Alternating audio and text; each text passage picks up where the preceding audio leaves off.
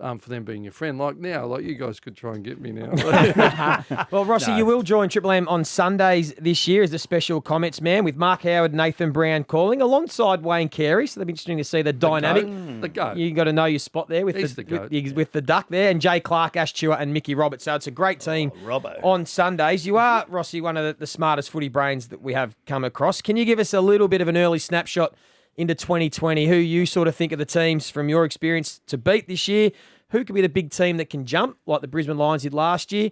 And which team do you think is vulnerable that could sort of slide out of the top 8 from last season? Yeah, well, offline we've had a fair few discussions. Not many teams are going to reinvent themselves. I think the first one, Melbourne's got capability. Yep. So I think we all recognise if anyone, and Essendon have got capability, but Melbourne have proven to have more. And they've got the big recruits in May.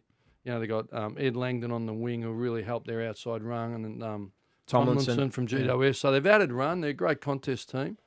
But they need to be able to get on one page and do it under pressure, really. And I think, you know, they're going to be judged early. When I was coaching, it did. As the season opened, I thought, gee, we don't have to do much wrong here to be 0-6. Yeah, you know, that's right. And if you are, yeah, you've got to get that first win early. So I think they're a really interesting case. There's a lot of noise around Essendon. There's a lot of noise around the coaching setup. So I think they've got some great addition. Blake Caracella coming in, Carosello. He'll be super for their ball use. Yep.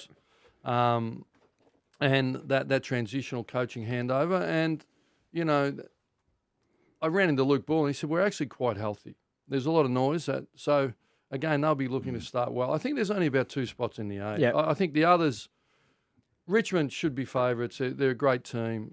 I think West Coast with the addition of Tim Kelly, and Nat Nui healthy and that first use. It's scary. And their system, and they got the key forwards, key backs. I think Kennedy healthy. They're going to be, and those home games, you get over there on the 170 metres in 35-degree heat early in the season, they'll be rolling. And GWS, that natural improvement from their kids, I think they're the 3. And then what Geelong did, how they improved their system last year, I think it was a great coaching performance and playing performance. But, you know, can they continue to grow? I'm not too sure. And Collingwood as well have got enormous talent. So I think there's only 1 or 2 spots, and the Dogs continuing on being exciting. Norton 6. So you were looking ahead 6 weeks, not 1 week at a time. Never. Yeah, so you'd say, we're just looking at next week. We're looking at next week. No.